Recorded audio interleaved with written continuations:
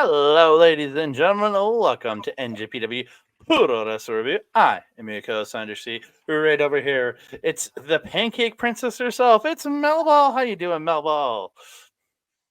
I'm fucking tired, Andre. It was a late night. We almost watched 11 hours straight of wrestling between AEW, Stardom, and NJPW. We watched a Yeah. lot of wrestling and we ate a lot of pancakeys. Yeah, long night, but awesome night. We started with AEW at 6, and then at 9 we watched the Stardom Gate show, which we might might recap that on just the final match on that one because a bunch of tag matches, but really good show there. Yeah, and then we watched Wrestle Kingdom as we're here to talk about on this episode, and really fun night. And I left your place at a little after 5, I want to say, a.m. I want to say, Yeah. yeah. I got home for a little. I got home a little before 6. Got to bed and woke up at noon, and I'm still feeling tired. Same. Yeah, It is 7-ish, 7:15 p.m. evening time here. I'm evening going to time. bed after this. Like, I am just tired. See, I'm not even speaking properly. This is going to be an interesting episode because I'm just going to be like, hey, blah, Hebla. I love it. I love hey, that blah. hebla of it all.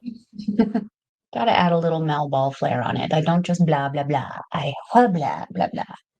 Hebla blah blah. Hebla blah blah blah blah. Oh, my No, yeah. goodness. Well, we got to watch an incredible show. But before we get into that, I want to thank each and every one of you guys. We really do appreciate all the great support you have given us here at Andre and Melba Wrestling Talk.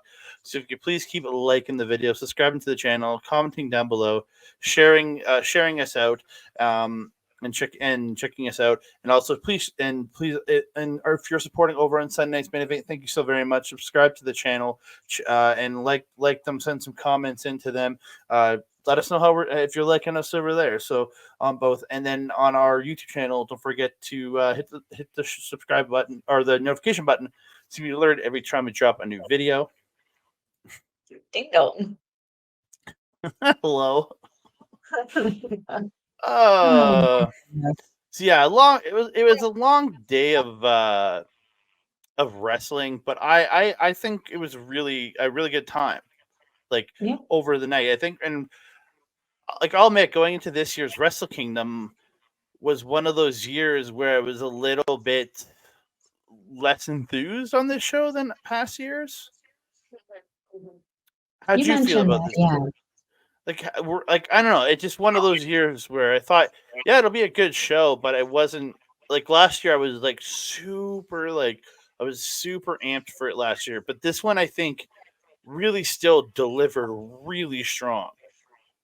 I agree. I agree. Yeah, there were some matches that when we both went into it, we're kind of like, ooh, I don't know how that one's going to turn out. They turned out pretty dang good. Let's get into it, man, because the girl We needs to are get to we bed. are going to. Oh, whoa! Melball's jumping all around.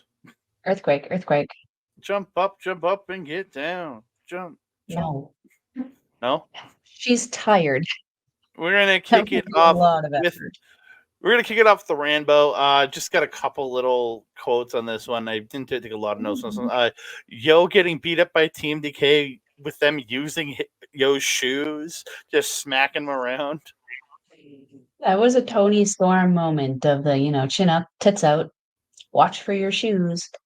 And Yep. he was wearing some like Mary Jane slippery things, and apparently like got rid of the socks. He did Yeah. initially have socks, and he was just full Alexaning it by the end of the match. Yeah. So when Show came out, Yo ran up the ramp in his socks to meet him partway up. Yo had his wrench, took the wrench, and did wrench penis. Like what? Like literally put it in between and started shimmying it around. I was like, man, what age are we? Come on. It was Uh, amusing though. It was an I amusing little spot because he was just like he was the Yano in this match. He oh, was the 100%. comedy guy. Oh, Dude, but it was good. It was a fun, stupid little spot, but fun. We had the return of Iska. Iska was back. I'm not gonna lie, walking better than the current president of NJPW. Just gonna say, he actually walked to the ring, made it to the ring, pretty spry, And pretty nice Taichi. little spring step. And Taichi bringing him an old friend. Mm-hmm. Bring Takeshi Iska the iron fingers, and he started throat chopping everybody with the iron fingers. I loved it, Including Taichi. including Taichi. So the final four came down to the final five of Okan, Yano, Yo, Ishimori, and Chase Owens. So Owens and Khan ended up on the apron on one side, and then Yano and Yo tossed Ishimori over the top, and he was skinning the cat, and they were trying to knock him off. So Khan ended up hitting an eliminator to Chase onto the apron, and he rolled off to the floor. So we got our final four of Okan, Yano, Yo, and Ishimori. Good combination, I think. It, it's It'll be pretty nice, much. I was gonna say it's pretty much every year Yano and three other people. which is unfortunate because if they're trying to actually make this belt something to be interesting or talked about, do you have any kind of, what is the word, prestige? Yeah, You really got to keep people like Yano out of them belts, man. I don't know. true. I've never, I mean, anybody who knows him, Melball knows, I've never been a fan of Yano. He's kind of like, I understand his purpose. He's that comedic break in the show. Usually, sometimes the only comedic break in the show. But like, I'm just his wrestling is good. His amateur wrestling is really, really good. He just doesn't bring it out as much as he does all of his other shenanigans, which are not as horrible as House of Torture shenanigans, Mhm. but it's close. It's close enough. It's in the ballpark for me. Um, I was very surprised Chase Owens stayed in pretty much the entire time. First one Yeah, out. Yeah. first one out and the last one out. He outlasted his own War Dogs. He really did. But I really, really good time. So the We part. can't not talk though about the rope spot because my Mm, goodness, TMDK was it playing bouncy balls with Yo's balls I can't on the remember rope? who, but somebody was, and he was just shaking him while he was just getting his I nuts feel like crushed it on the rope. started with TMDK and then ended somewhere with House of Torture. I'm not entirely sure. At that point, I was just laughing because it was Yeah. just this was glorious chaos in all of its definition. So yeah, the other participants outside of the five we mentioned were Gabriel Kidd, Alice Coughlin, Jeff Cobb, Hinare, Shane Haste, Mikey Nichols, Tomohiro Ishii, Master Wato, Doki, Sho,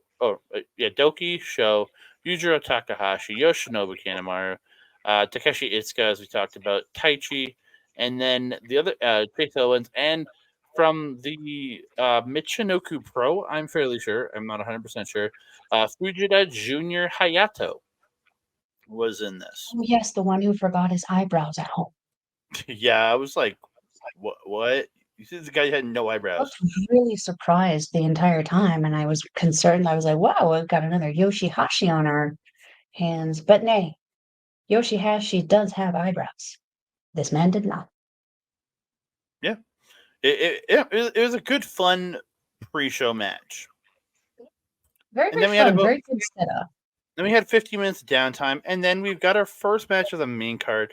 Um, this was interesting because couple weeks ago, they had these two teams had a casket match, and they had hung Akira over the turnbuckle like he was choking by a dog collar, and then you had TJP put into a casket and taken away. So Akira comes out wearing the Plague Doctor jacket. Mel specified that to me, so I knew that one.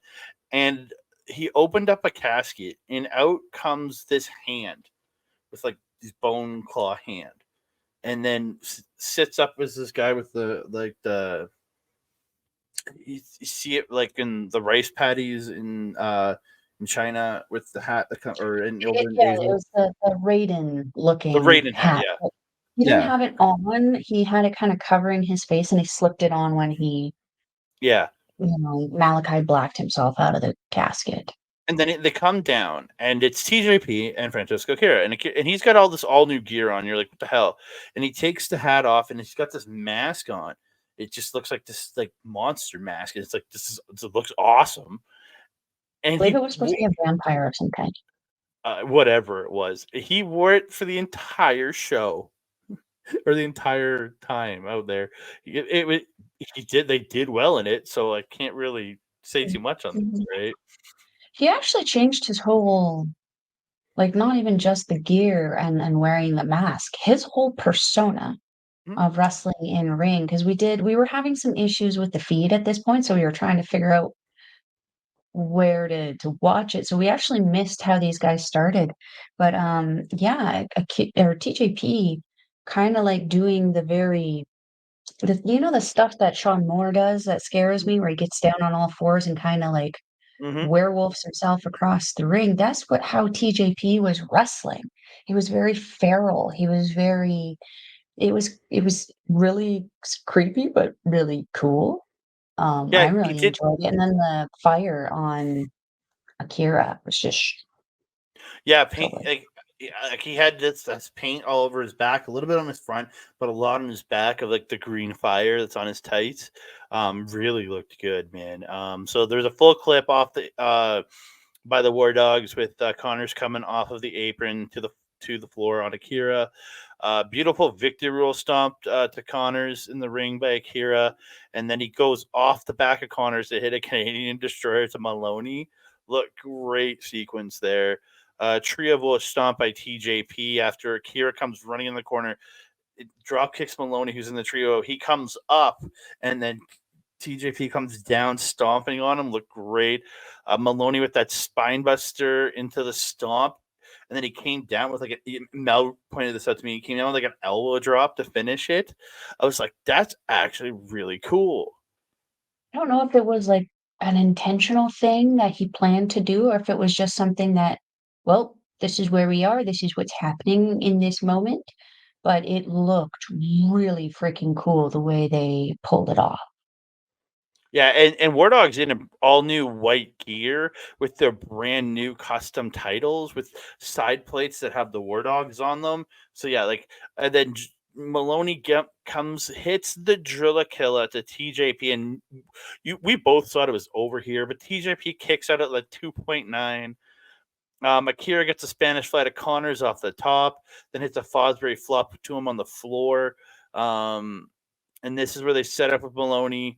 Sandwich needs by Catch 2-2 to Moloney, and Catch 2-2 get the victory. We're both really surprised with the brand new titles and everything, brand new gear. We really didn't think it was changing, and then yeah, it was just like awesome match, man. Awesome way to kick off the main card.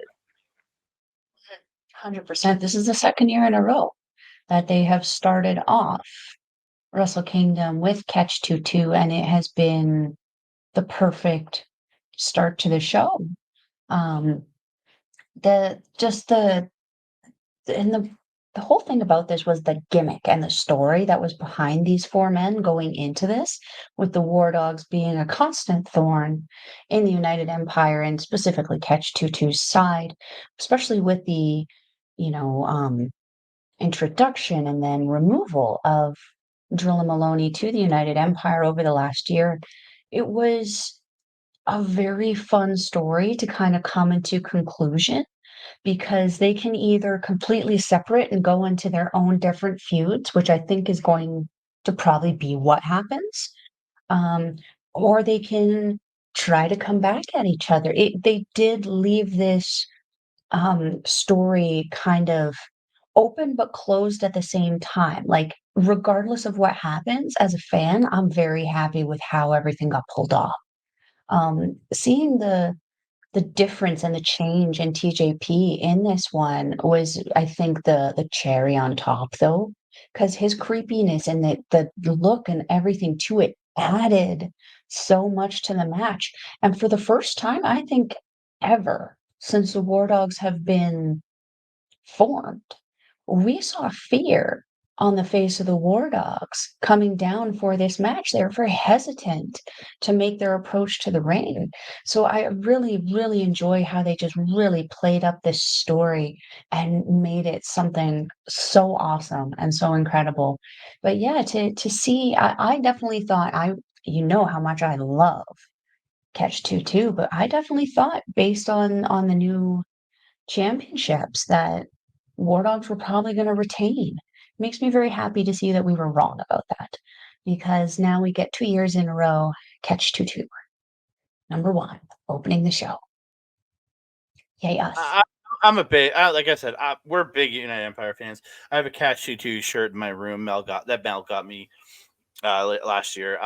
I love this team. I really do. And I'm so glad to see them continuing on. And I'm interested to see how TJP goes forward with this demon character that he's doing. Is it gonna? I think this was a once-off for it. Yeah, I personally don't want that to be the case, but I personally loved it, and I do think it's a once-off. I wouldn't mind this being TJP's demon like Balor, where it comes out when he really needs it. It's not something we see regularly, but every time he goes to the monster, I would love that. So yeah, we move on. We move on to the NJPW World Television Championship match. It's Hiroshi Tanahashi challenging Zack Sabre Jr. Tanahashi getting a lot of offense in here. He's some 2 twists and shouts and hits a sling blade. He goes up, hits the aces high, but Zack gets the knees up on the high fly flow attempt, and he gets a Euro clutch for 2. Early on, there was a lot of really good back and forth wrestling. I think this is the best I've personally seen Tana look in the last while because he got, other than his high fly flow and his high, it was some twists and shouts, but he was working with a mat based guy, so he didn't have to run a lot because they were just transitioning a lot, which really worked. Tana gets a dragon screw, tries the Texas clover leaf, but Sabre switches it into a triangle, but Tana works out of the triangle, gets clover leaf, but then Sabre rolls out and they get into like submission exchanges. Looked really good. And I think this is where I really saw the match benefit Tanahashi's knees, was him just getting to work a transition style. Tana and Sabre trading strikes. Sabre gets the Euro clutch for 2. Tana gets the Tana clutch, but it gets turned into the rear naked choke. But Tana gets up. Sabre gets an octopus, and then he transitions out to get the dragon screw. But Sabre gets away from the dragon screw, and he gets to the neck twist, that foot neck twist that he does. The end though, Sabre goes for the Zack driver. It gets reversed to a victory roll. They roll around trading pins until Tanahashi pins Zack Sabre Jr. at 8 minutes and 53 seconds to become the president of New Japan World Television.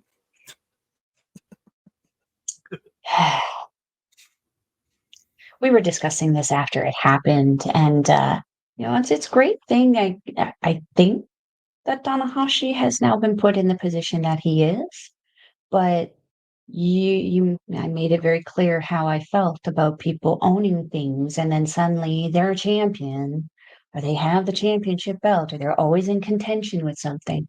I don't like that. So the match itself was a fun ride, but the result, it was suspicious. It's sus.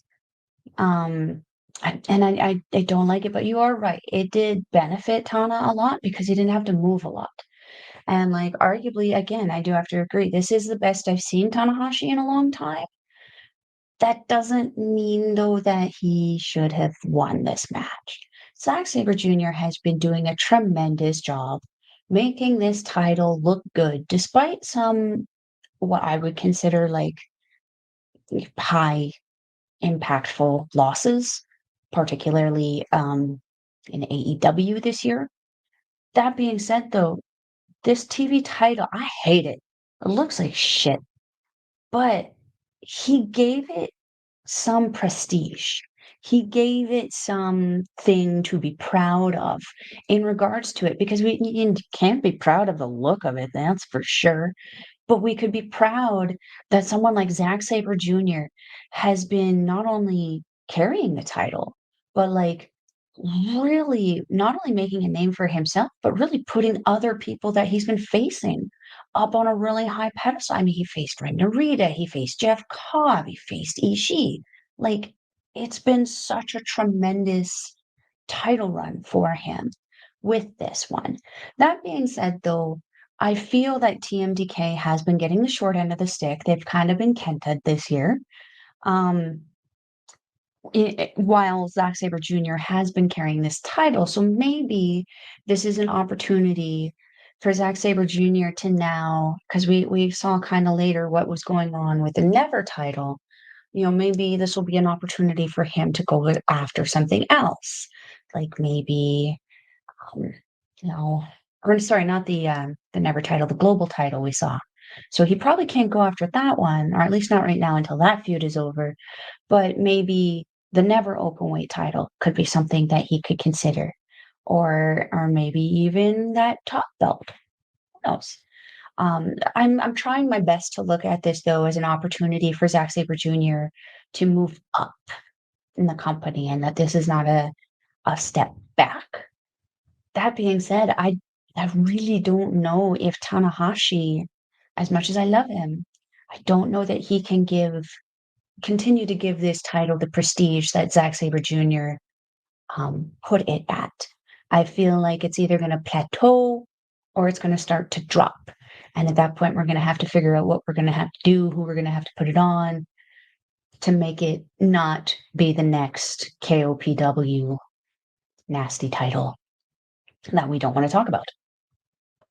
Yeah, again, it very much is that. And I really do hope that we get Sabre move. I would love to see a feud with Sabre and Tama. I think those two could absolutely tear it down. So we'll see where it goes. And then he did present the title to Tanahashi after and gave him the bow. So We saw a lot of that tonight. mhm. A lot of that. Yep. So we move Tana's gear was on. fire in this one. Sorry, just one last Oh, thing. Tana's gear was legit fire in this one. He was oh yeah. giving me like classic Tanahashi vibes, and like we know he's not, his knees are really hella messed up right now. He can't do a whole lot in regards to working out with his build like he used to. He maintains that upper like nobody's business, but like his legs and his everything else underneath there is suffering a little bit, and like relatable. I've got knee issues, they hinder my workouts all the time. But when you look at this picture, it doesn't look at all like he's struggling. Like whoever made this had the right pattern, the right colors, the right everything to help out Tanahashi. And I love it. Mm-hmm. Yeah, because his gear this year has been quite fire. The one that purple and red one that he had early in the last little while, and then now into this one, it's been looking great.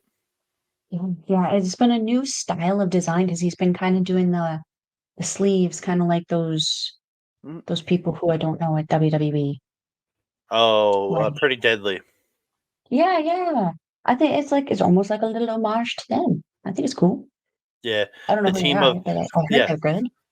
I hate that team so much because I always think of one. I just in my brain, one of them's pretty and just one of them's deadly. That's what I'm calling them now. I don't even want to know their actual names. I mean, it's just like being FTR, man. Yeah. So we are gonna move on to the third match of the main card, fourth match overall. It's Yota Tsuji versus Uemura, special singles match. Big suicide dive by Tsuji to the floor. He gets his electric chair drop in the ring. The chops by Uemura are solid. Sick drop kick to the face of Tsuji by Uemura. Like he jumps up and literally boots to the face. It looked fire. And Tsuji's tall, so this kid's got kite, man. Huge bulldog for two by Uemura. Splash in the corner by Tsuji, gets Uemura up, but Uemura pushes him off the top, but Tsuji gets this super kick as Uemura's flying through the air, and it's that Falcon Arrow neck breaker thing. He looks like a Falcon Arrow, but he brings him down sideways, and looks like he's like hitting a neck breaker almost. But yeah, looks really good. Gets that for 2. Bridging Dragon Suplex by Uemura for 2, but the end of the match, Uemura catches Tsuji in the deadbolt, hits the deadbolt into the bridge, and we were both really surprised. Actually, we had Andreas watching, even he was like, "Oh, whoa!" He picked up the win, and we were like, "Whoa, okay." Yeah, this was another one, like one right after the other, whereas like the ride was great, but I really wasn't happy with the result.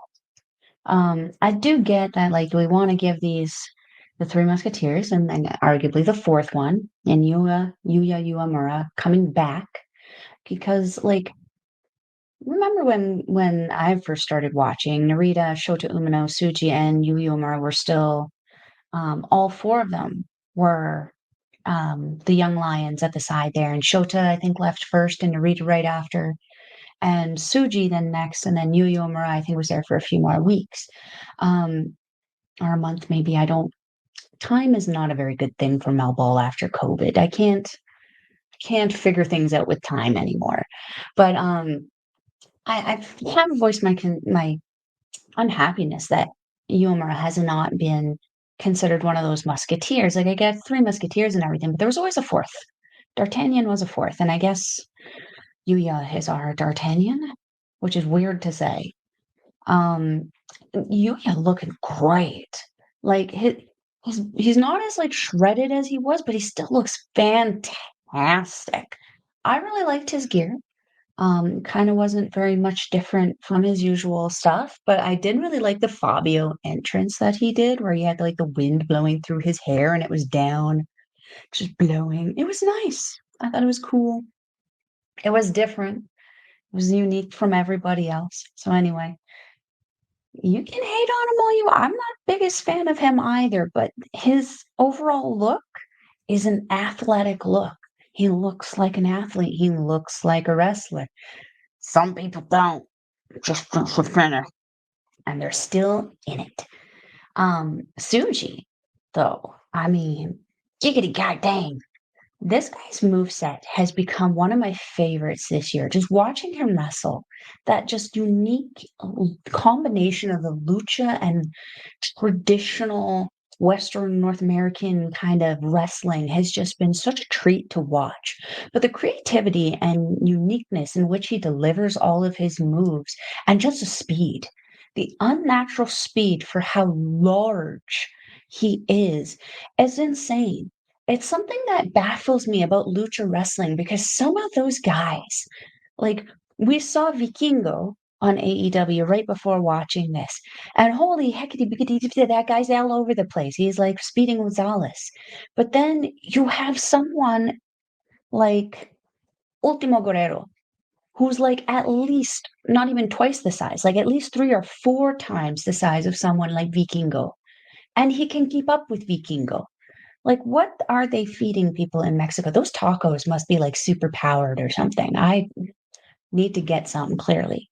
But these like Suji's my favorite thing he does is that 3 move thing. What is it? The strike, No, it's the the back. lariat, and then No, it's backbreaker, face buster, stomp, isn't it? right.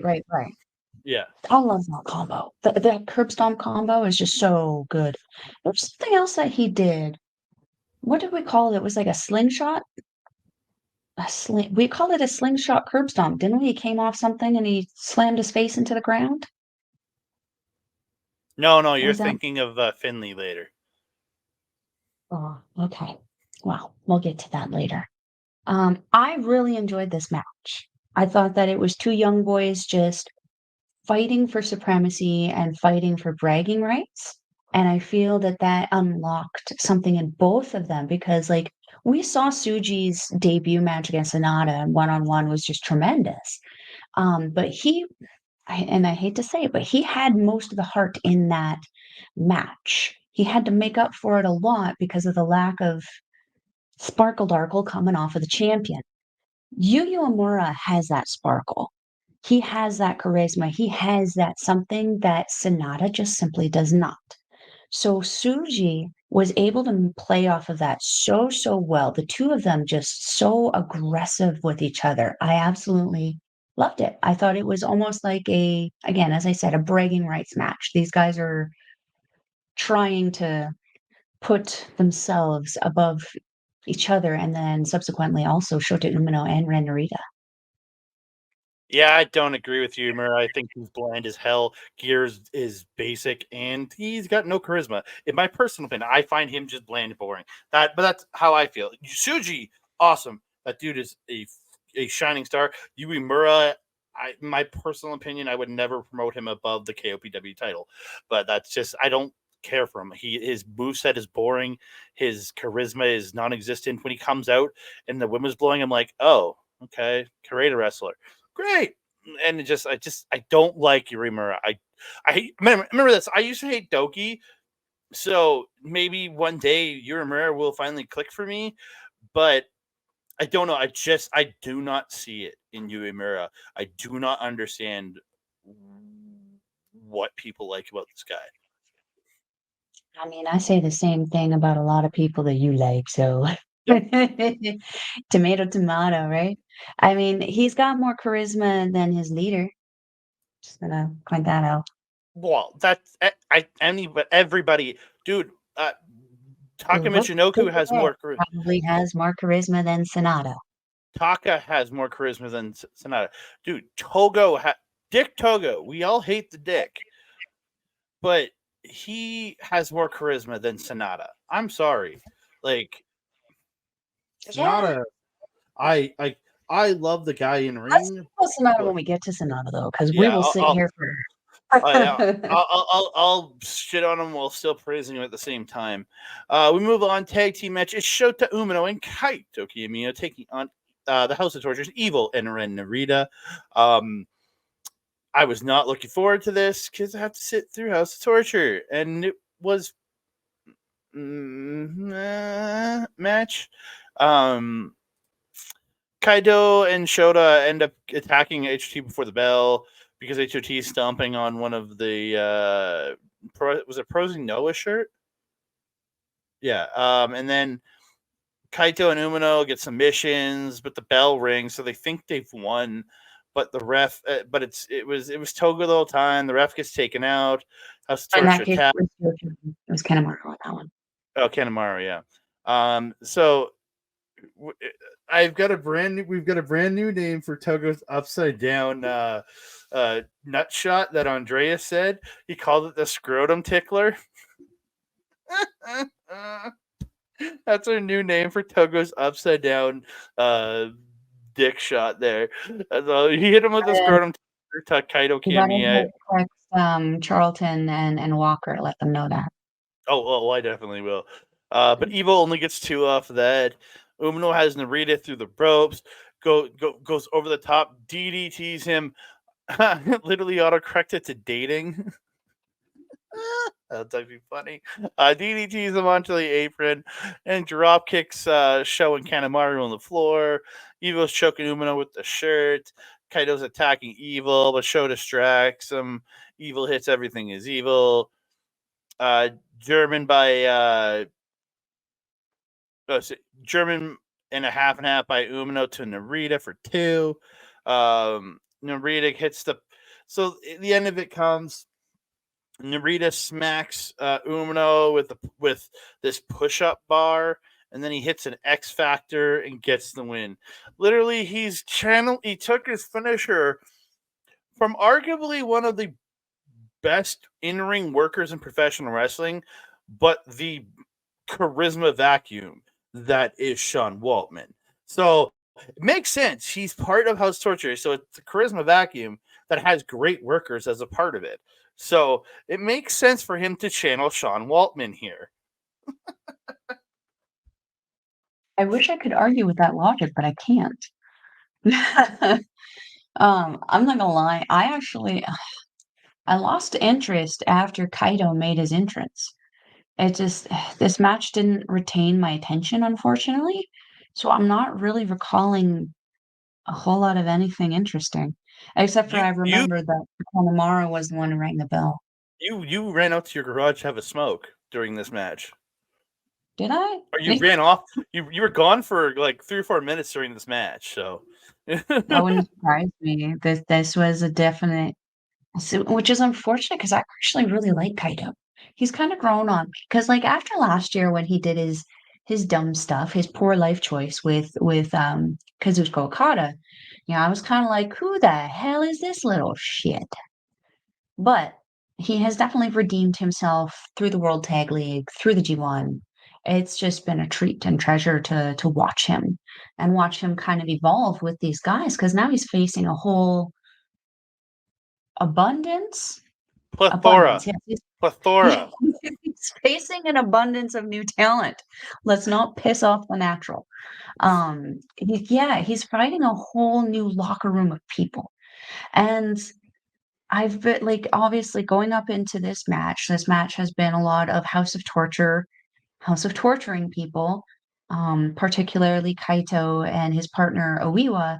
And House of Torture also, I believe, invaded Noah at one point leading up into this match.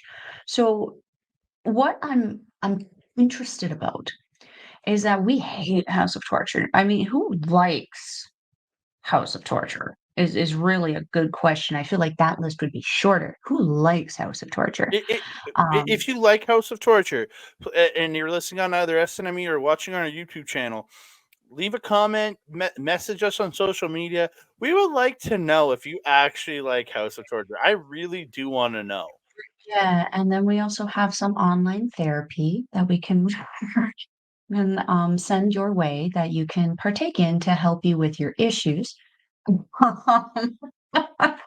Yeah, but like, here's the thing. We've always said this, that House of Torture as a conglomerate is just, it's not good.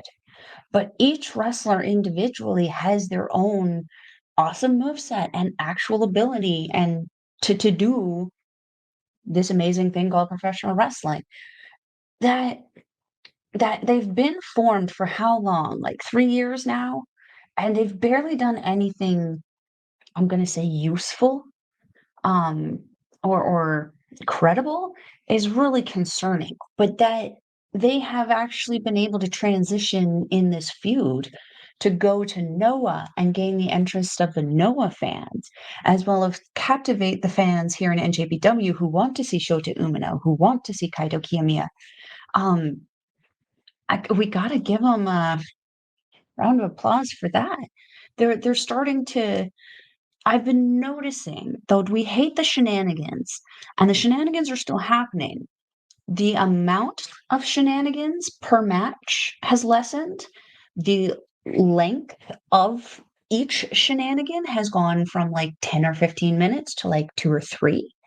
They're working a lot more on, I think, tailoring House of Torture to be a little bit more Oedo Tai-ish. And I kind of like it. That being said, though, this match did not captivate me at all, and I couldn't really tell you anything other than my opinion of the wrestlers because can't relate to the interest. It lost me.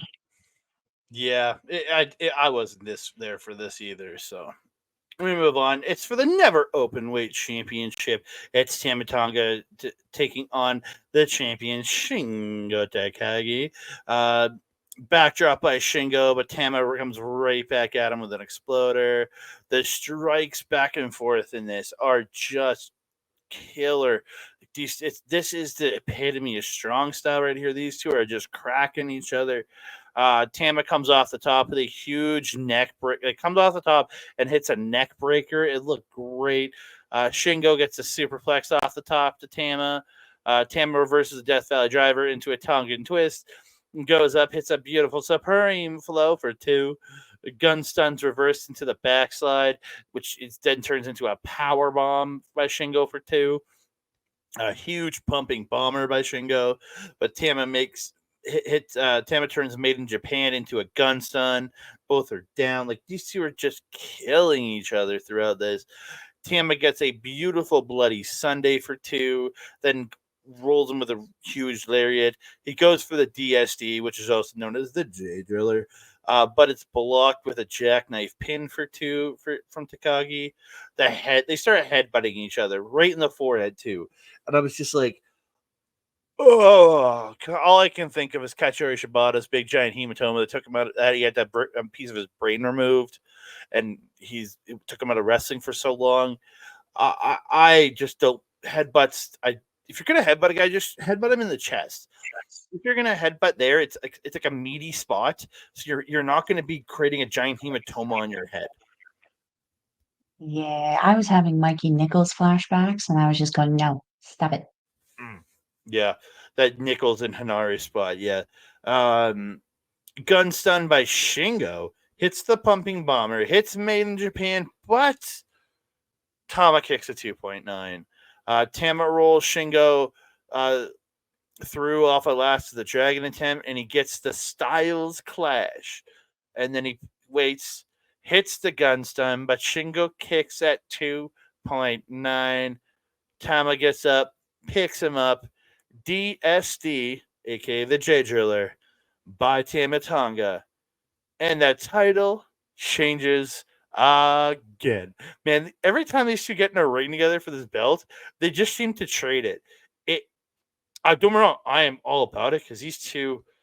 Well, I've seen that like this match so many times. I said it going into this, I wasn't sure if I was super excited, but I said I know we're gonna get a good match out of this, and this exceeded my expectations. They did, and this wasn't even close as long as their last couple.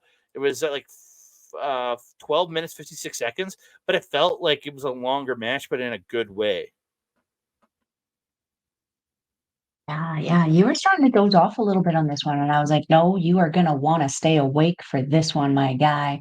And I'm sure you're happy you did. Um, there's one point where Shingo also did that Tope con Hilo on Tama, and we were like, what the fizzity was that? Takagi? I mean, he's the dragon and everything, but we didn't know he had wings. He doesn't usually fly. That was great. Like that innuendo there.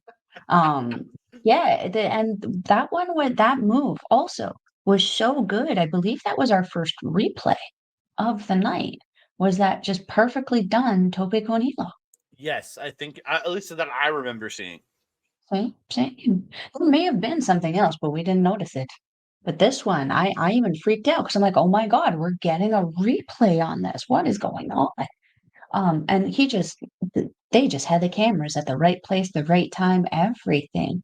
Takagi landed perfectly on Tama, rolled right on through, came up with his fist up. It was perfection. But you're absolutely right. This was a traditional strong style match. These guys were hitting as hard as they could, and every time they do get in the ring together, it does seem to be like a back and forth with these guys.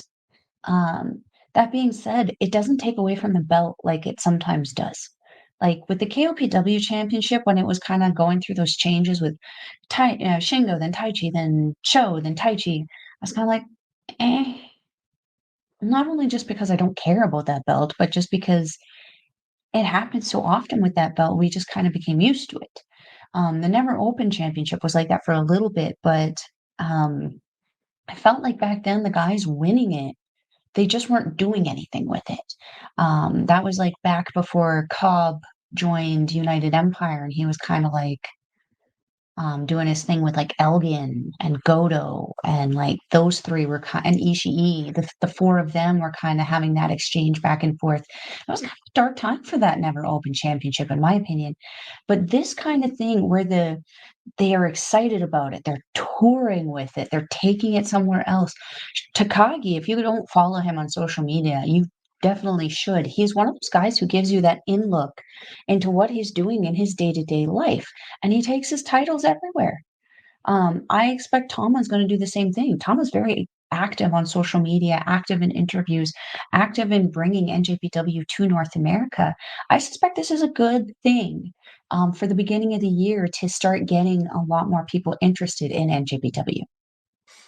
I'm going to be sort of disappointed if we don't get Tama defending and an Eddie Kingston defense on the show in a couple of weeks, Battle in the Valley.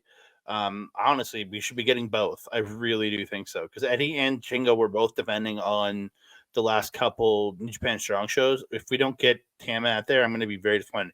And there's a possibility we might get a David Finlay, because that's the global title. That title should be going everywhere too. So I agree. We'll talk about that when we get there. yeah, Oh so yeah, look at that. got a little pickup, hitting the DSD at the end, and Tama Tonga with the title. It's I don't I like this rivalry in the way of that they've been trading it back and forth. I really do. It's a very respectful rivalry. It's not rivalry. Rivalry.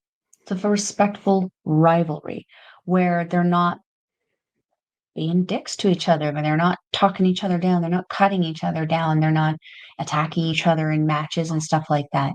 It's a very respectful, like, I respect what you're doing, but I'm a better guy. Mm-hmm. I'm better. And that's kind of what they're going back and forth with. I kind of love it. Yeah. Again, really good. So we're going to move on to the tag team title, double tag team title, Strong and IWGP championships on the line. Hiroki Goto and Yoshihashi defending their IWGP titles against El Fantasma and Hikuleo defending their Strong tag team championships. I think we were both, this is one of the ones where I was like, would you literally just witness this twice? Because they faced each other in the round robin. They faced each other in the finals. And we're getting a trilogy inside of a month between these two teams. And the finals match was 40 minutes of kind of pure awesomeness. And this one was good, but it was only 8 minutes and 56 seconds. So when you're coming off a finals match with 40 minutes and you only get 8 minutes or 9 minutes, it was good. I had a good time with this. It just wasn't the same.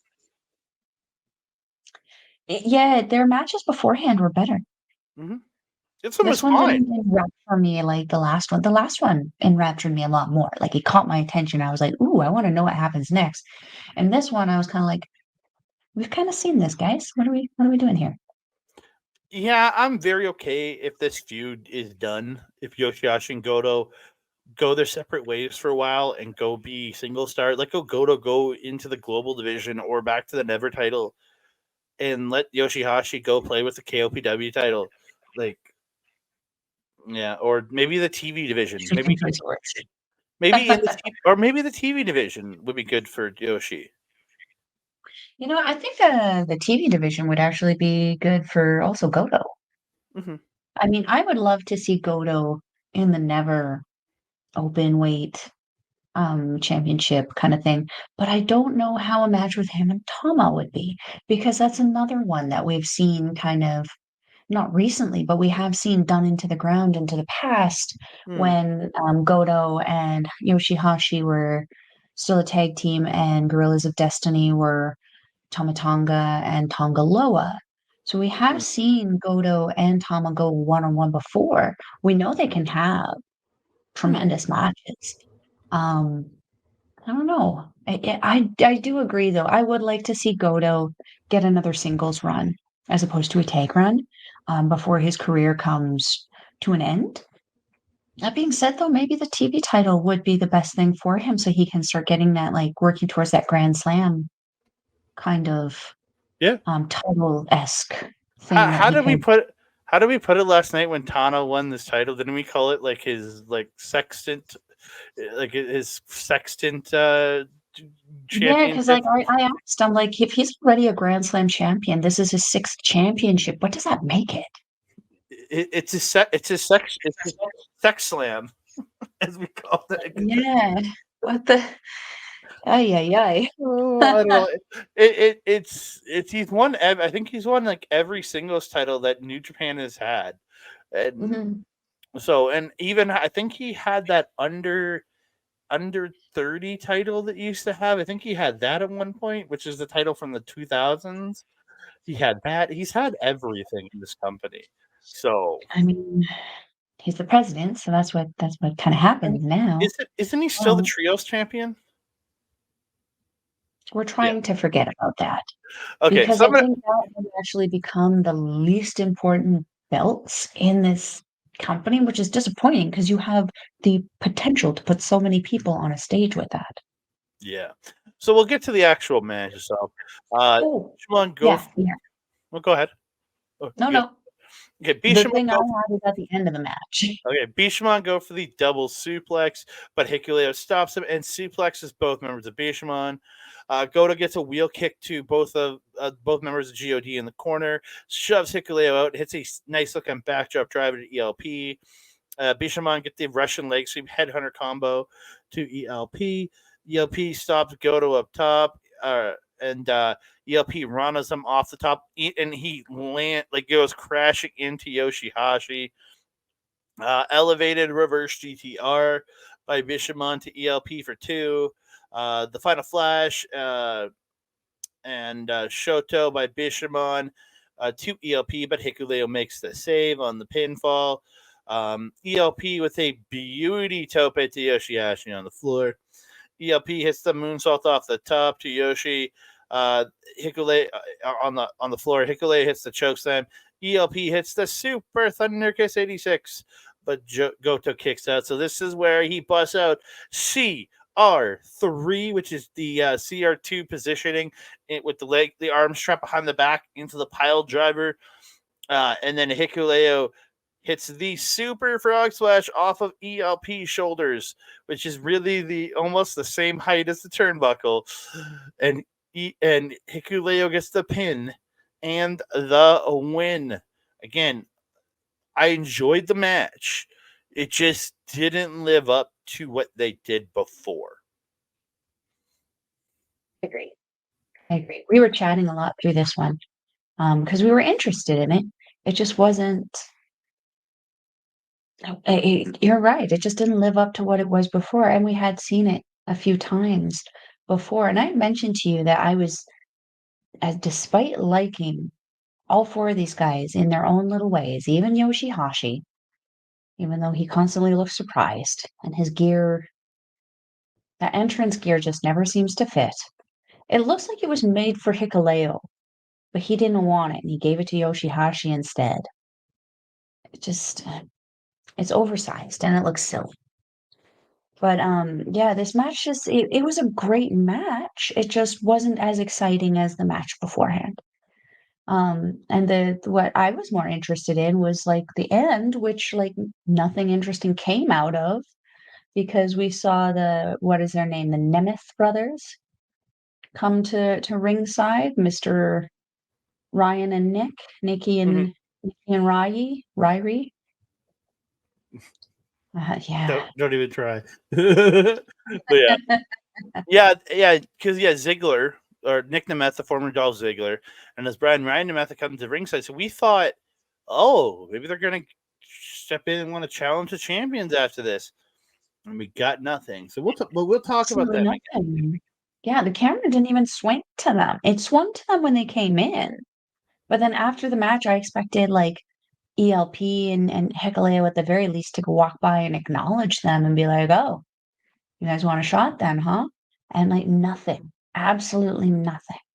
That's a little Yeah. disappointing. Why put them there? Why draw our attention there if we're not gonna do anything with them? Well, yeah, but we would see Nemeth again a couple times. So yeah, Yeah, but it was not involved with anybody that we saw them like, they came out for this match. The people yeah, that they got involved with came there's out two what matches. is it the next match? Yeah, No, so a it's like, couple why matches later. Yeah, yeah, so it's like, don't bring them out now, or at least don't bring attention to them now. Bring them out for the whole show, and then yeah. swing attention to them, or bring them out for the match that you're going to antagonize people with.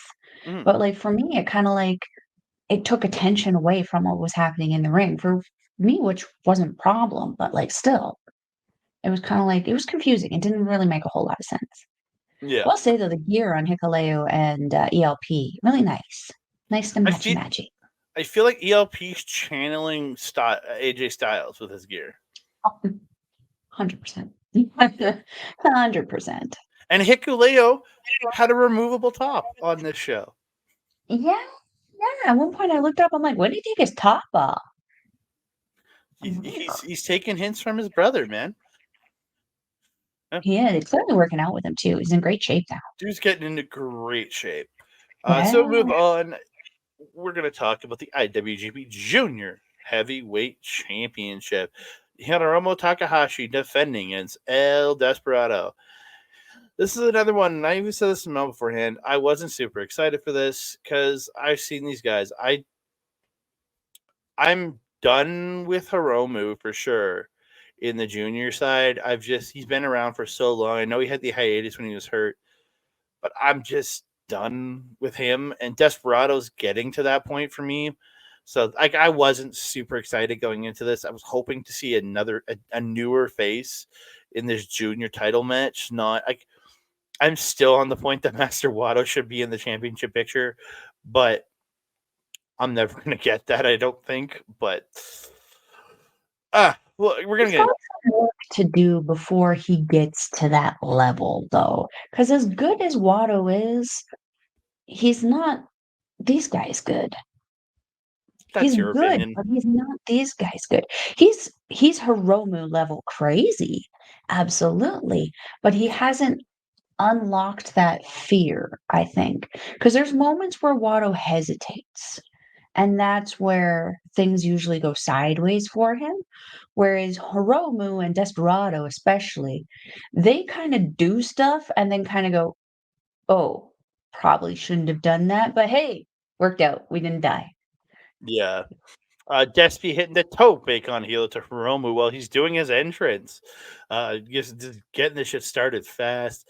Hiromu whips Despy into the barricade really hard on the floor. It was he gets Hiromu in the ring, gets a Death Valley driver into the corner. Spine buster for 2 into the stretch muffler by Despy, but Hiromu gets to the ropes. Despy really working over the knee throughout the match. Wheelbarrow suplex into wheelbarrows him up and spins him down into a flatliner. Great combo. We get a 2 count out of that. Despy counters a dynamite plunger into a harsh numero dos and just cranking on that numero dos for a good bit. But Hiromu does get to the ropes. Canadian destroyed by Hiromu to counter a move by Desperado that Desperado was going for, and then he follows it up with a pumping bomber. Dynamite plunger for 2 by Hiromu. Hiromu super kicks Despy up top, while he's sitting on the top rope. But Despy blocks him and blocks his attempt on top, flips him off, sending him off the top, and flips over him off and gets a backdrop off the top rope. Hard elbow strikes by Desperado, and Hiromu comes back with the super kicks, angle slam, and the Pinche Loco by El Desperado. But Hiromu kicks a 2.9. The Pinche Loco is then reversed into a roll up for 2 by Hiromu, and then Despy hits the Pinche Driver, the J Driller, then picks him up. Pinche Loco, and El Desperado is your new IWGP Junior Heavyweight Champion in 14 minutes and 19 seconds. Interesting because this match didn't feel as long as the tag match, even though it was longer than the tag match. It's so crazy. Yeah, I really like Desperado's look in this. He's always been that black, white, and gold accent kind of guy. So he's always wearing the black pants with yeah, just like here, he's wearing the black pants with the white fringe. But this one had that red accent down the side of it, and then he had the red tape, the red mask, and the mask was only covering his face. He only had straps kind of in the back, It was a really nice, unique look. I always like seeing what looks these guys come out with because this is essentially their WrestleMania, right? This is their big show, so I really enjoy seeing all of the new costumes and stuff. Um, yeah, Hiromu's jackets just seem to get more and more confusing, confounding, and difficult to walk in, the more he is allowed to have fun with it. So maybe moving him up into something a little different will, I don't want to say serious him up a little bit, but maybe like having his energy in another division, in another area of the locker room might be, I think, was best for him. Because as we were talking about last night, there's not a whole lot left that he hasn't done in this company. In fact, I couldn't think of anything that he hasn't done. So I do believe it is time for him to move on, whether it is, going back and forth maybe between the US or NOAH or All Japan or something, because he has held that essentially that 24-hour belt from somebody for a little bit. The DDT Iron Metal Heavyweight Championship. There you go. That belt just looks crazy, and it seems like a fun concept. When he was doing it, it seemed like a fun little interesting thing, with the story they told with his own faction trying to pin him at ringside. Tsuji and Bushi, I believe. Bushi, I'm not entirely sure, but I know Tsuji for sure tried pinning Hiromu for that belt at ringside after a match. It was a lot of fun. But I do believe it is time for him to either move up in size class and start dominating whatever it is that he's going into next, or start taking his, what do we call it, his juniorness around the world and start bringing some attention to the Japanese style wrestling. Desperado, I'm actually very happy with this. I was telling you before that this is what I was hoping would happen, because I feel, unlike Hiromu, Desperado still has got some stuff to do. And I feel that there's still a lot that he could give, not just to the IWGP Junior Championship, but I think that there's still a lot he can give to the people who would be facing him for that IWGP Junior Championship, like maybe Master Wato. Him and Wato have a very questionable history together. They did just wrestle together in that Super Junior Tag League. How cool would it be to have Master Wato be the first defense against Desperado here for that IWGP Junior Championship? The setup that they could do and the story they could tell would be so phenomenal and so interesting, and something that NJPW doesn't always have going into these championship matches. So I'm excited to see what they do with this. Yeah, again, I wanted Desperado to win because so I love Harum. I still think the guy is great. I'm just ready for something different from him. I want to see him go into go move up heavyweight, go to the global division, go to the television show, do something, or go somewhere and change it up for a while. Just refresh yourself. Like that he's not is bad. Just I need something new from the guy. And after the match in the back, House of Tortures, Kanemaru, and you see Watto there standing in the picture if you're watching the video. I was gonna say, how close is he already? He's already in the prime position. Yeah, so they have the beer sitting there, and Kanemaru, he does attack Desperado. So it looks like that's the first program for Despy is his ex-partner in Yoshinobu Kanemaru. I don't like that. I'm just gonna flat out say I don't like it. House of Torture already has their stuff somewhere else that they're doing. This is gonna create some confusion for me because what's Desperado gonna do? Like, who does he have? We were discussing this yesterday. He came out wearing a strong style T-shirt, which, if you don't know, he does when his team was the trios champions with Ren Narita, now part of House of Torture, and Minoru Suzuki. Yeah, I'm not entirely sure where Minoru Suzuki was tonight, but um, Desperado essentially riding alone because the connection that Strong Style has with Hontai is very like loosey goosey at best. And I kind of feel like Desperado is kind of like a free agent on his own in the sea of factions that are kind of there to support each other. It's nice to see Watto in the picture with him. Not nice to see him just sitting there going, "Irma, Gerd," instead of like, helping his friend.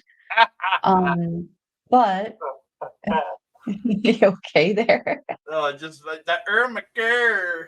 Well, I mean, that's what his face looks like. So the picture certainly looks like he's freaking out. Um, I I don't know. I feel like this might be a tug of war for House of Torture, partially also because I don't feel that Kanemaru is singles title material right now. He didn't build himself up into something like that in Suzuki-gun. Mhm. He didn't have the opportunity to build himself at all in just Five Guys before jumping ship to House of Torture.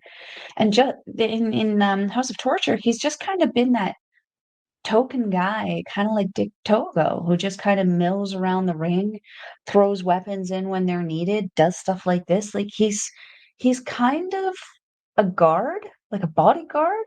He's not really what I would consider a primetime player, specifically in a singles title division. That's not to say that he's not a great wrestler. I call him one of the most underrated wrestlers in NJPW, but I don't think this specific title is the way to get people to care about him. No. I think maybe him and Show should maybe do the tag thing, but like again, House of Torture is already tied up with another thing. So like this doesn't excite me very much. I'd rather see No. Watto and Dusty. Yeah. So we move on to something that really excites us. It's the IWGP Global Heavyweight Championship inaugural match. We have Will Ospreay versus Jon Moxley versus David Finlay for this brand new title. Finlay comes out first, looking fly, new gear, new style. Just the guy looks like $1,000,000 right now. I am super impressed with this dude. Moxley comes out doing a Red Hood inspired. He had the domino mask on, and he had a mouth covering that was like a Red Hood style, like to represent the Red Hood mask. I loved it. And then we got what I thought was the best gear of the entire show, or just the best entrance gear.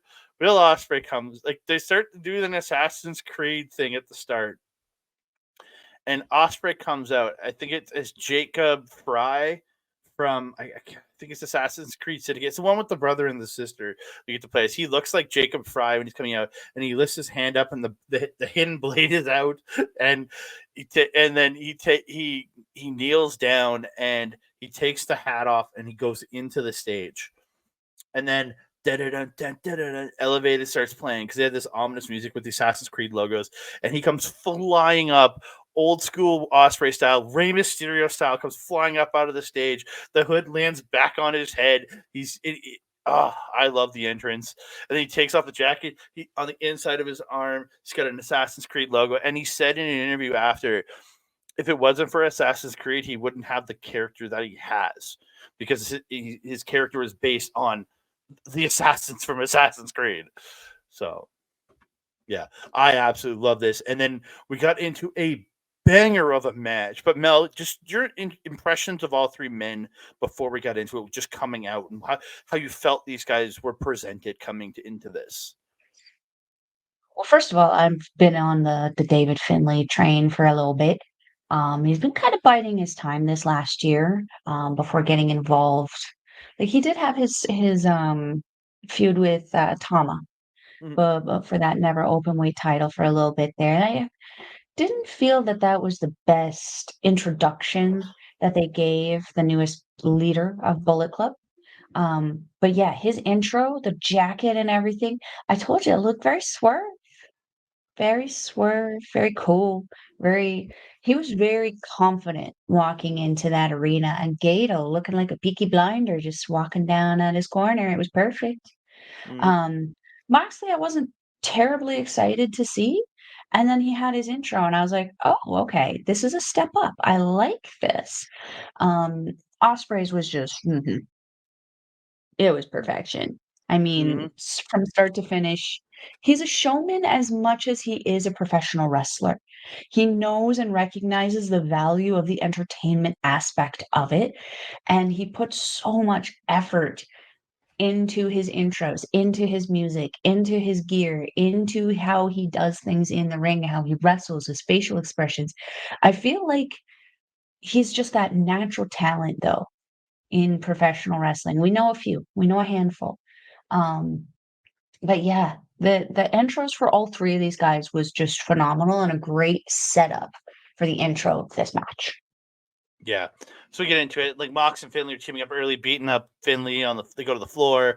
Mox drops Finlay on the barricade in his crotches him on the barricade.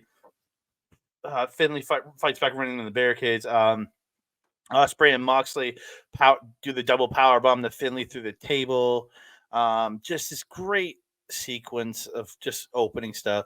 Ospreay gets a cheeky Nando's. Mox gets a super suplex.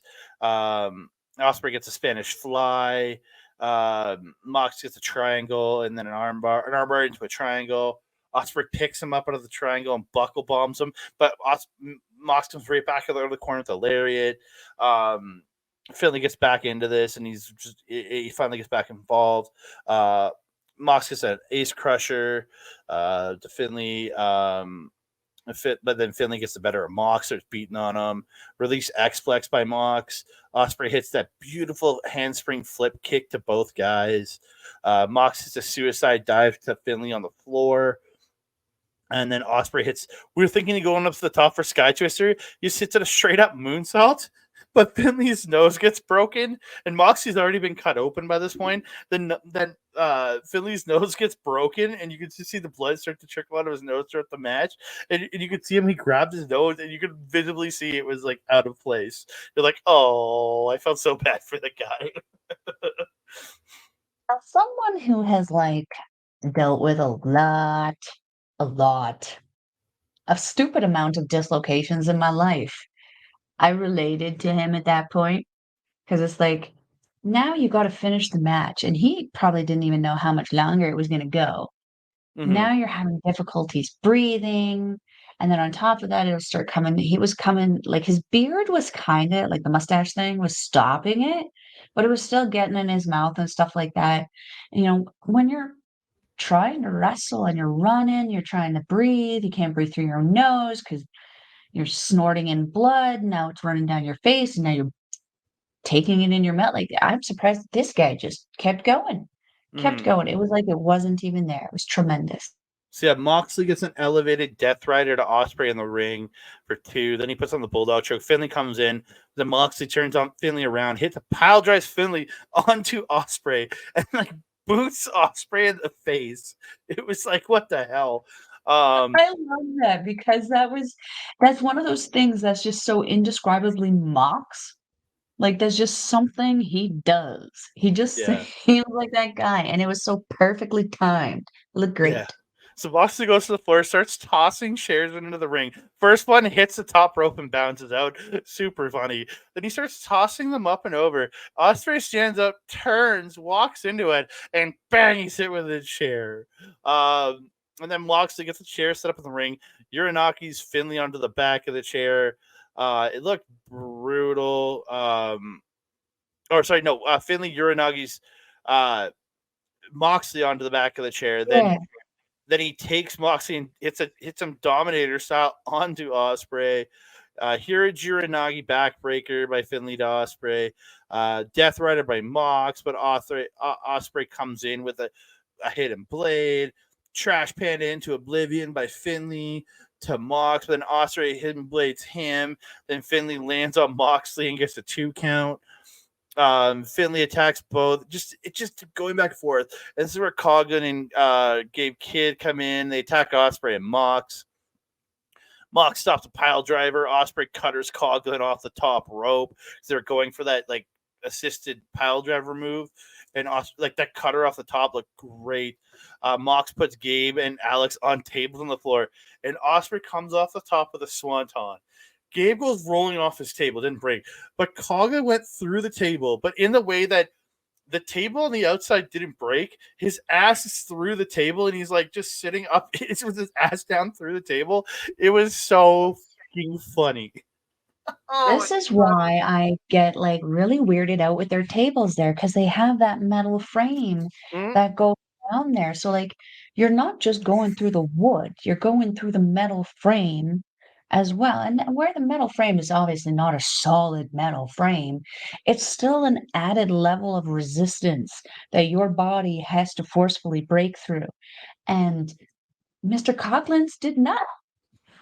And the it poor was guy just sitting there like he's got his butt stuck in a hole for a perfection. good couple of minutes. But it was perfection. So back in the ring, Mox hits 2 Death Riders to Finlay. Ospreay hits him with the Hidden Blade. Ospreay hits Stormbreaker to Mox.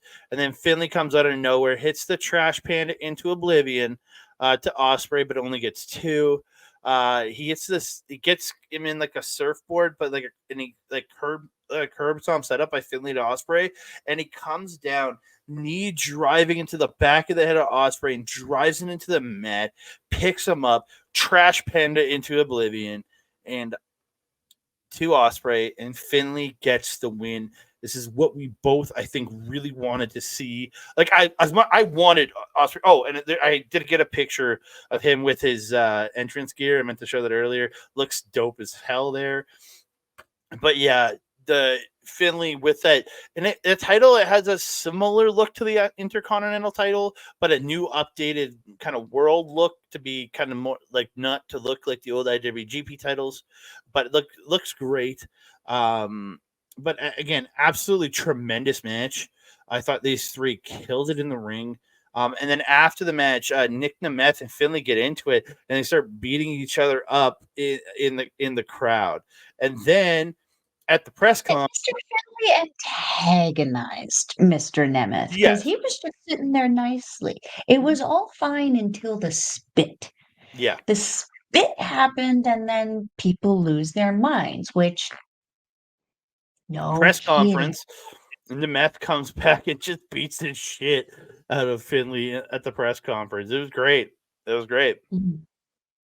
Yeah. Yeah. This was a tremendous ride. Despite Moxley bleeding, because like that's something I want to emphasize. He did bleed and he bled quite a Mm. bit. Blit. Blit. Yes, he blit. Um, it made, I don't know where it happened, but to me it just made sense. Partially because it's Moxley and he always just bleeds. But this match was so intense and these guys were going so hard with each other. Moxley, this was the best match that I've seen from him in a hot minute. Yep. I'm not a fan of AEW Moxley. There is a very distinct difference the way that he wrestles on AEW versus the way he wrestles for NJPW. I like NJPW John Moxley. I'm not a fan of AEW John Moxley. You mentioned though, because I don't watch AEW at all. You mentioned during the Continental Classic, is that what it was called? Yeah, he really he he he didn't do the hardcore busting him open style. He wrestled. Mm, It was this kind of style. And even if we watched it, Moxley versus Eddie from World's End, I think was Moxley closer to this than he was to mm, regular AEW style. Because again, working yeah. with with Eddie, who's that All Japan Kings Road style. Again, like, and I loved Moxley here. I thought he did a phenomenal job, and I'm critical of that guy.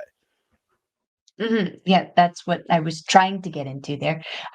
Yeah, I'm not a fan of him and his stuff that he's done on AEW, partially because I'm still bitter about the US title kidnapping. That's essentially what it was. Um, and like I get, COVID prevented him from being in Japan, but he didn't prevent him from being in the US, and a strong brand was in the US. And he was the US champion. So like, I don't know, connect the dots, make it make sense. That being said, this was for me as a fan and not someone who watches him a lot. This was the best I've seen him in a long time. Like, I would say this year, I would also say probably last year too. The style that I'm used to seeing him in is kind of like that drunken fist brawler kind of weirdness where he just looks blown up for no reason. He was not like that in this match. He was on point with the other two young guys who I think are pretty significantly, well, not significantly, but they're younger than him. Because I know Mox, or not Mox, Finley's 30, isn't he? Osprey's 31. Anyway, it's not important. The point of the matter is, these guys were so good and they worked all three of them together so well and they worked their individual styles so perfectly and combined those styles so perfectly. You wouldn't think that the aerialistic style of Ospreay would work well with that brawling style of Moxley, but it worked so perfectly. You wouldn't think that brawling style would work with the technicality and just the speed of David Finlay, but it works so perfectly. And even still, like the Ospreay and Finlay, that aerialness and that technicality, it works so well. All three of these guys put on a banger of a freaking match. But you're absolutely right. We called Finlay from the beginning. This is going to be the year of the War Dogs and the year of Bullet Club. I think Bullet Club's going to make a big push in professional wrestling this year. Yeah, 100%. And actually, Finlay and Ospreay are the same age at 30, and they're actually like 7 or 8, 9 days apart in their ages.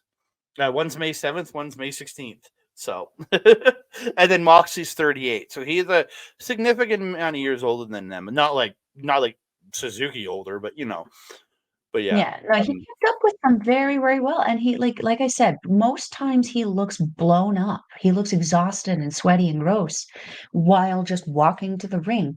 He didn't like that. He looked super healthy. He looked super in tuned with what he was doing. He looked motivated and he looked determined. It was the best I've seen him again in a year, and I'd even say two. Yeah. I would agree with that 100%.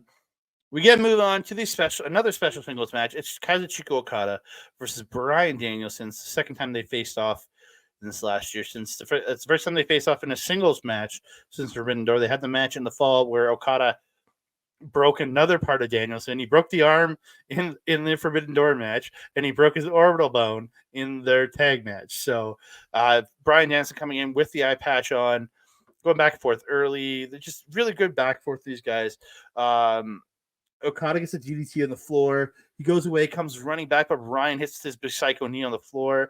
He then gets him into the guardrail and just starts smashing the guardrail gate on the arm of Okada, saying, "I'm going to break your arm." He said he was going to break his arm. Just really, You can't leave out the most important part in that. He was using explicitives. Your little oh, angelic Mr. Bryan Danielson there's no was swearing like a mofo. This man is no angel. 100. This guy is no angel. Trust me. Just Bryan really working over the margin throughout the match, twisting and stretching it, just stomping on it, like just working. Okada really trying to go after the eye of Bryan throughout, trying to damage the eye more. Okada getting a beautiful air raid crash at one point. Bryan crotches Okada on top, strikes him hard, butterfly suplex off the top, and Bryan immediately transitions into the label lock. Tombstone by Okada on the apron. I felt for Okada's knees here because, goddamn, that can't feel good. Again, this is where Okada is like stomping at the eye of Bryan. He's like in the corner, and he kicks off the eye patch, and then he gets him up and hits a drop kick to the face. Hammer. Bryan takes control again, hitting that hammer and anvils, elbow strikes to the neck and the back of the head, just working him over. Trading Busaiku knee. He gets a Busaiku knee for 2, then the label lock, transitions to submissions, but like very much a Zack Sabre Jr., like moving through submissions every few seconds. But Okada gets to the ropes. Bryan stomping on the face of Okada with the arms trapped, just stomping on his face. But he goes for a submission, but Okada slips out of the submission and gets a Rainmaker. They're both down. Okada gets out of a label lock, rains down strikes in the mounted position, stands up, takes them, Germans them. They trade kicks, they trade strikes. Bryan's getting kicks to the head, hits the psycho knee. lines up for another one. Okada dodges it, gets an Emerald Flosion. Bryan goes for another knee, but he gets drop kicked in the face. Okada hits a Death Valley driver, picks him up, Rainmaker, and Okada gets the win. Was it at 23 minutes 30 seconds, and the match before it was 22 minutes 15 seconds. Like, dude, like these matches didn't even feel that long because they were so enthralling. Yeah, Especially the last one. The last one felt like it was twice the length, just but in because a there was good way. so much happening, but it was in a good, positive way. It wasn't one of those ways where it was like, man, is this shit done yet? It was, man, we can't end this. It's that dang good. This one was actually another surprising one for me because again, I'm not a big fan of Bryan Danielson. I do enjoy his wrestling style, but I mentioned his high level of technicality. That's something that I haven't always appreciated in professional wrestling. It is something that has taken me time to really appreciate. Like I was mentioning to you, much to your shock and dismay, I was not a Zack Sabre Jr. fan for quite some time. It actually wasn't until the tail end of Suzuki-gun, like the last half a year of Suzuki-gun, where I actually really started to enjoy Zack Sabre Jr. and his technical wrestling. So maybe it's just that I need to get used to seeing him, but I also don't watch AEW. And now he's going down to part-time. So I don't know how much longer or how much opportunity I'm going to get to be able to turn around on him. But this match was something that I love, which is that personality stuff. When people start getting mouthy and start yelling, and as I mentioned, he was swearing. He was dropping F-bombs and everything, and I loved it. It was great because it added character. It gave him that charisma, that personality that maybe that was what I was missing. Maybe I didn't feel like he had too much of that. I don't know. Again, I don't watch AEW, so I don't know. Don't come at me and be like, you don't know. You're right. I don't. I don't watch it. I really liked Okada's look in this. That simple white and silver gear was just so nice. I have been really enjoying his new style of gear. His last like couple years of gear have been that same template with like the triangle like splotches of color and texture on it, but the simplicity and crispness of this white and silver gear for him was just it was top notch. But on top of that, the intro that they had for him with the jacket, where the jacket was kind of like that white with the silver kind of sparkling lining. And then he did the transformation into the color with that lighting on it, which I don't know what that was. I suspect it, Me I neither. don't know. I thought it was solar, and maybe it was just like there was solar pigment in that because No there's like idea. well, something you can do, I have it for one of my dresses where I've soaked my white dress in this like dye stuff, and when I go into the sun, the dress turns pink instead of white. So it might have been like a solar activation thing because it wasn't as bright once he started walking away from the light when he first put it on there. Who knows? I don't know. Technology always confuses a Melball. I mean, I can barely set up my Amazon Prime and it's just turning on the button. So, like, we're not going to fault her for not knowing the technical stuff behind that. Um, but you were mentioning Brian doesn't always have that flair, that touch of something on his gear. He's usually very simplistic. So it's interesting to see the scale addition on the side of the trunks, on the side of the boots, on the jacket. The jacket I was really fond of because the whole back looked like those cool little leather scaly things. It was really neat. But the match itself reinvigorated my interest in Okada. And I think that I don't know if that was the actual point, but for me it was because I had been getting very bored with Okada. He was getting to that John Cena, Roman Reigns kind of level of annoyance for me. Like when I would see him, be like, "Oh, great, here comes Okada." Ah. But it was like with this, I was like, yes, the story was so simple going into this, and it played out so perfectly. I was really, really impressed with this. This was a really great match. Yeah, and Brian has said 2024 is his last year of full-time wrestling. But he has said that when he goes to his part-time, he wants to do 5 to 10 matches a year. But he said he wants to do things like this. It's not all going to be AEW. He wants to travel for a Wrestle Kingdom, travel for a big Japan, whatever, not big Japan, but a big show in Japan. But to like travel and do these big matches around the world in those 5 to 10 matches a year, while still doing a few in AEW probably, but being a more feature attraction wrestler rather than being a full-time on the road every week kind of guy. And I think he could really have some great matches over the next couple of years with the likes of Ishii. I think you need to go to Shingo Takagi because I know they had a match on the Indies years ago before WWE, but they need to have that match on the big stage. There's like the American Dragon versus the Japanese Dragon versus the Last Dragon. It needs to happen. Like, so Isn't there another dragon? probably. Because it was Takagi and it was Brian. Isn't Zack Sabre Jr. considered a dragon as well of some kind? No. But you might be thinking. I know Garcia was the Dragon Slayer. Daniel Garcia. He's the Dragon Slayer.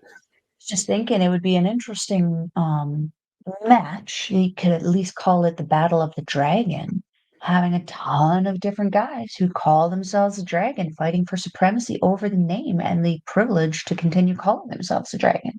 I would be interested in seeing that.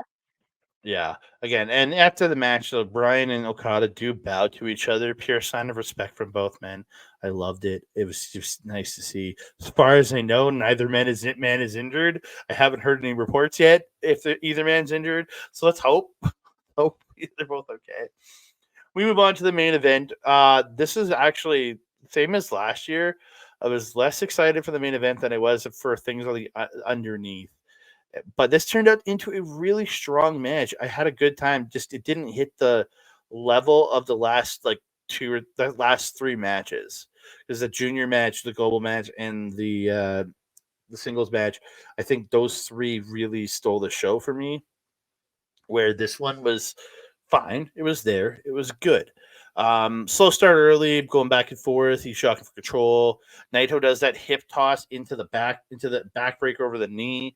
Sanada sends Naito out, hits a beautiful, nice plancha to the floor. Gets the skull end on. Sanada misses a moonsault. Naito sends him to the apron, goes over the top, the combination cabron style, up to the apron. It looked good. Naito hangs Sanada on the barricade, hits a neck breaker, run off the top rope by Naito. Magic screw by Sanada. Naito with strikes to the back of the head of Sanada, spits in his face, gets his tornado DDT. Sanada gets the TKO, then hits 2 moonsaults, but can only get 2. Naito drops Sanada on his head with a German. I was a little bit afraid for Sanada at that point.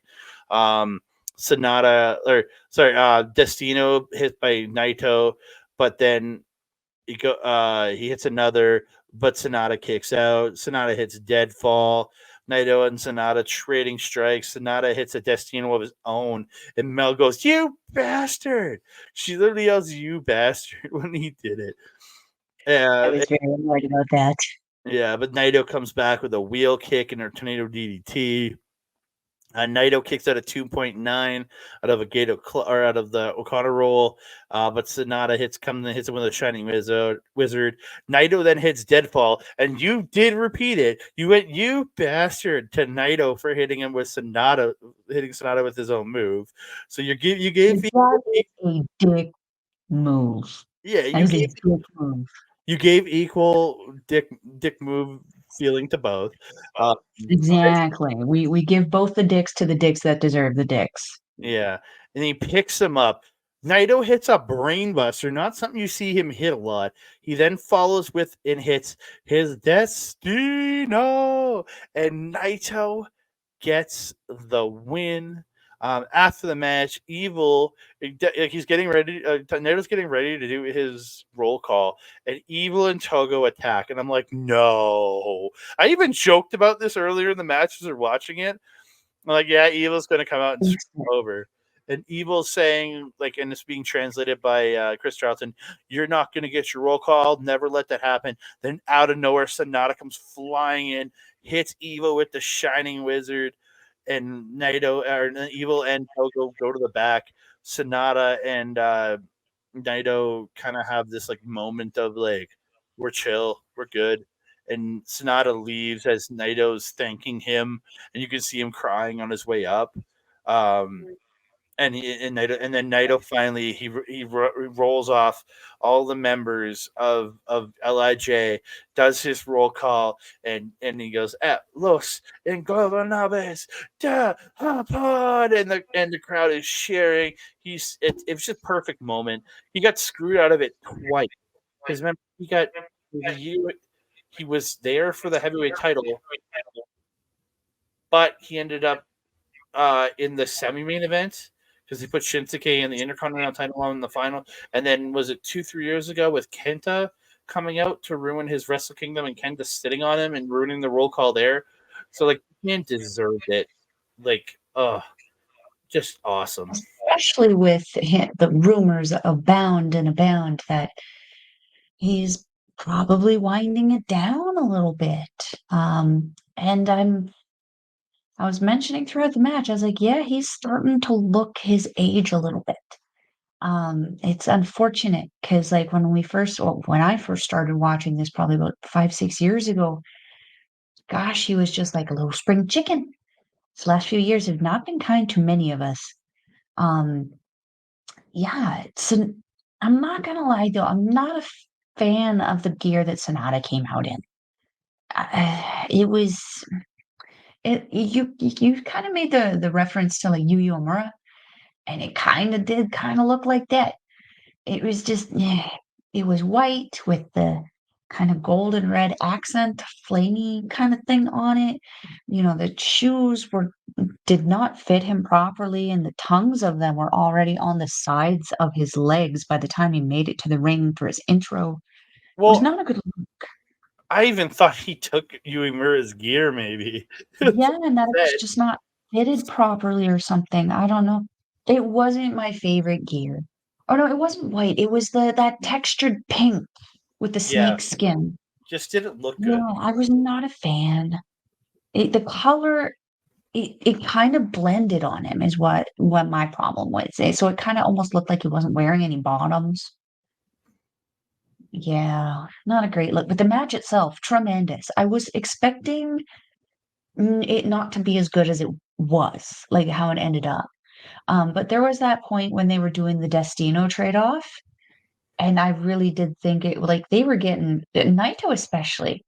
Like he was trying to pop those things off 3 or 4 fucking times in a row. By the time it got to like Sanada doing it, Sanada kind of did not do it. It it was a Destine whoa, not a Destine no. He kind of went off to the side and it didn't look very good. And then Naito tried it and Naito also slipped off of there. And I was like, it's a battle of who can do the worst freaking Destino for the end of this match. Naito, though, always able to kind of figure out how to do his stuff. I really, really enjoy his what is that butterfly lock thing? Is that what is it? Like his little where he It's a ties the two arms, the it's a full leg trap, Nelson. full Nelson. Yeah, it's using his legs for the full Yeah, Nelson. I really enjoy that. I really enjoy that submission. I love how he plays it and how it's almost like a nice little rest spot in the middle of the match because he'll forget how to unlock his feet, and Red Shoes will have to get in there and unlock it. Yeah, I had a lot of fun with this match. This match, I did like you kind of go into it thinking it was going to be a good match, but not thinking it was going to be a great match. It actually got into that great match kind of thing, but I expect that with Naito. Naito has this way of forcing charisma into places where charisma has no business being. And in this case, it really seemed to be Sanada. Because I was so sad when he won that title. And because I knew that it was going to lower the value of it. Not because Sanada's not a great wrestler. He's a tremendous wrestler. He's a good-looking guy. He's athletic. He's got a great look. He's got a great faction. And the faction is doing great. Now that they've gotten rid of, the bad seeds like Mr. Kanemaru, they're doing really, really good. But he is the least charismatic person in that group. And he was holding the highest title of the company. But like I said, Naito has that ability to force charisma into places, and he really forced it into Sanada in this match and gave us an incredible, emotionally charged and impactful match to end Wrestle Kingdom. This was a great match. Yeah, absolutely tremendous. I had such a good time watching this show. It just, from top to bottom, outside of even the Shota, Umino, and Kaito versus House Torture, it wasn't bad. It was still a decent enough match. So, like, nothing disappointed me on this whole show. Like, I had a good time. Like, matches didn't live up to certain things, but everything was still a good time.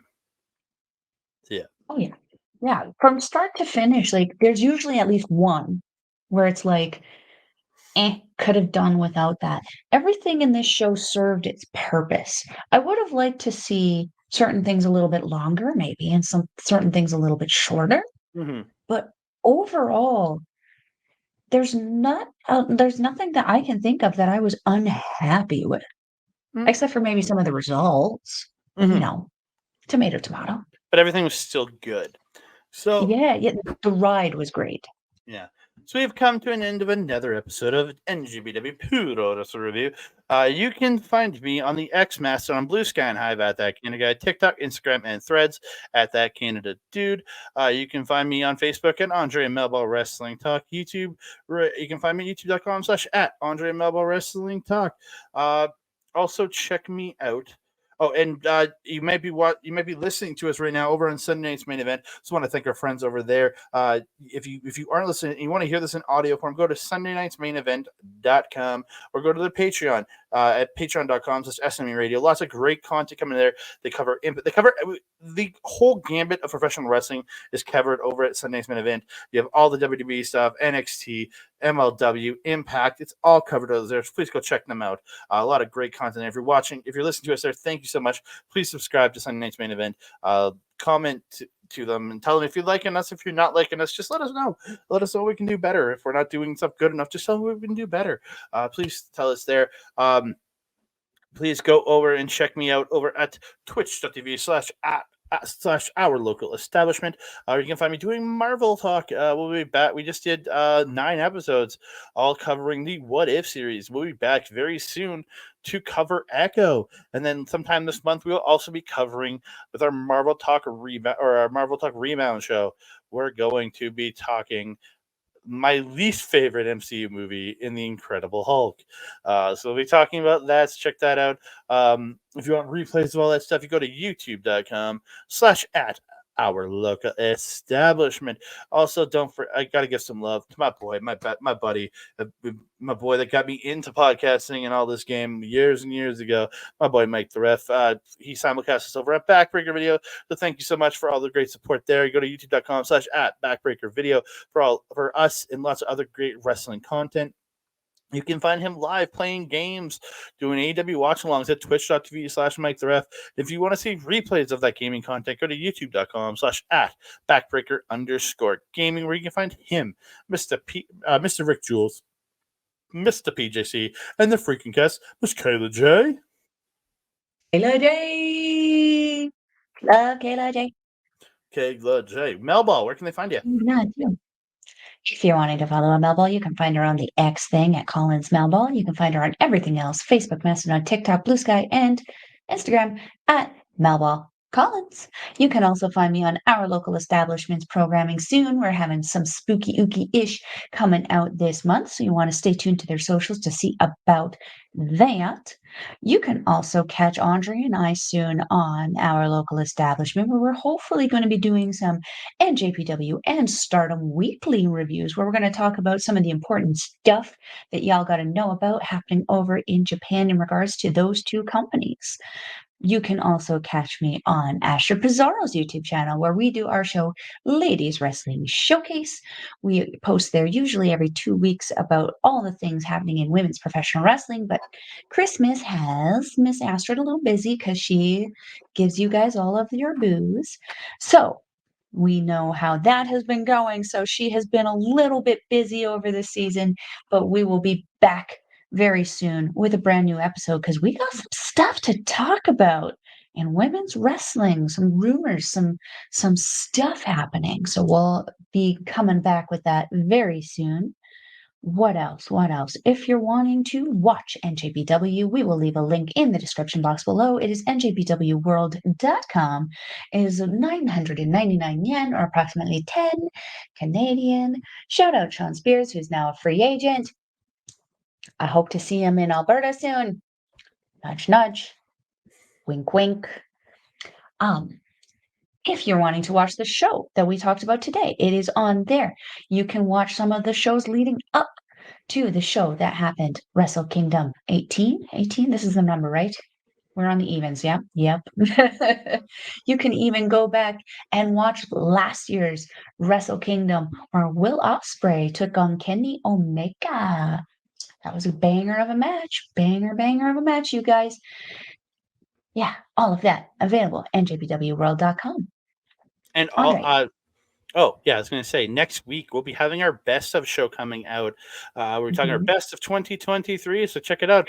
A Kenny Omega Ospreay match might get talked about. We don't know, but please come check us out on that show. We'll be doing it on Chop Talk because we're going to be doing covering Stardom, New Japan, and the local indie scene. So it will be a special edition of Chop, our best of 2023 Chop Talk. So please check us out there. And then lots of great stuff coming from us very, very soon. Triangle Derbies. We're going to be covering the one-day Triangle Derby this soon. Yeah. You can also catch Melville on our local establishments programming with Ed Fries, your other tag partner, where we are going to be doing another kind of review of the year where we are going to be talking with Lauren Goodnight, who's going to be the AEW affiliate. We're going to be talking with Ed Fries, who's going to be the NXT affiliate. We've got another person, Bobby Munson, coming in with MLW.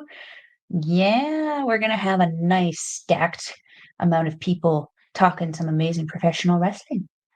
Perfection.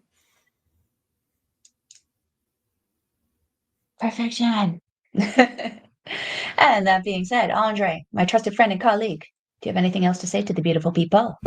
Whoa, almost dropped my phone. Thank you so very much. We appreciate you guys. Please keep checking us out on Andre Bubble Wrestling Talk, on Backbreaker Video, and on our new home at Sunday Night's Main Event. Thank you for all the support from everybody. Thank you so very much. And we just love you guys.